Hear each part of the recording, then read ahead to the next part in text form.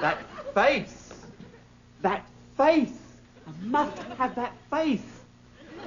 Would you like a drink? It was hard to imagine that Michael Andrew Fox, the rambunctious, pint-sized kid from Canada, would grow up to be Michael J. Fox, big-time TV and movie star. You know, my mother kind of says that they used to always say, you know, what's going to happen with Michael? What is he going to be when he grows up? And is he going to grow up both physically and emotionally? It was a big question. Physically, Michael would reach only 5'4". Emotionally, his head was always up in the clouds. I was really a flake when I was a kid. I mean, it was really, I wanted to be a writer, I wanted to be a hockey player, I wanted to be a rock star, I wanted to, until I finally stumbled into acting, which is like the most, kind of respectable I got. Michael may have considered acting the most respectable, but no one else in his small town of Burnaby did.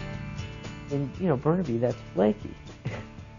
You want to be, you want to be an actor, and not just mean, play Tiny Tim in the local production of Christmas Carol at the Rec Center, but you really want to be an actor, like John Wayne be an actor. It's a weird thing to want to be. As the son of a career military man and a homemaker, Michael and his 4 other siblings were expected to take a more normal 3-step path in life. Finish high school, find a job, and start a family. Michael had trouble with even step 1. But high school was not a challenging time for me. It was not socially a lot of fun for me. I was really into acting and really into trying to find work and really into trying to get better as an actor. Fox barely showed up for classes, but when it came to showing up for auditions, he was tireless. He began to get hired for minor TV and stage roles, but his prepubescent height and appearance was often an obstacle. For a long time, he looked a lot younger than he was.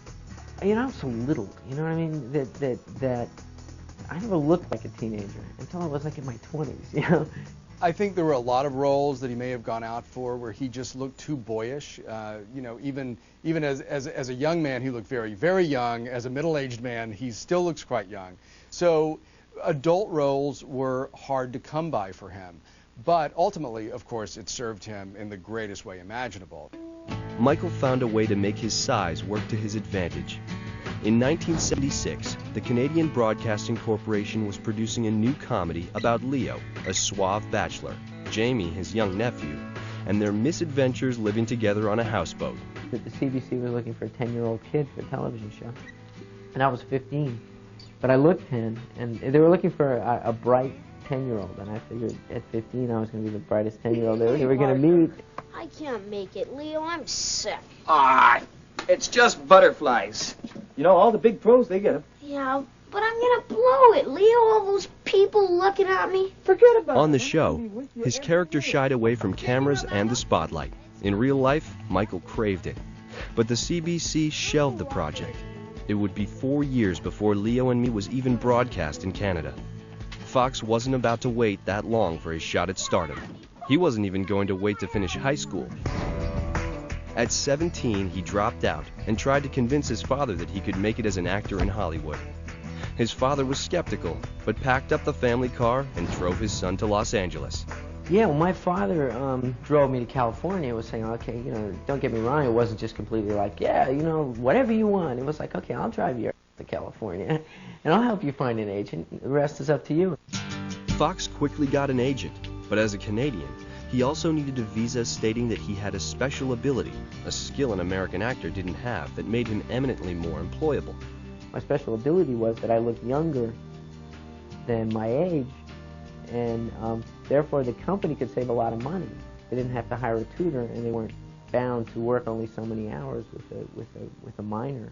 You have a special ability, which is not your, like I said, not your wonderful thespic skills, but basically that you're like, have a pituitary gland problem or whatever it is.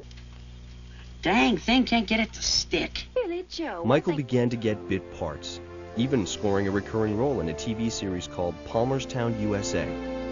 You and that Booker T, how come you never play with no white boys? The drama about race relations in the 1930s was created by 2 industry heavyweights, prolific producer Norman Lear and Alex Haley, the author of Roots.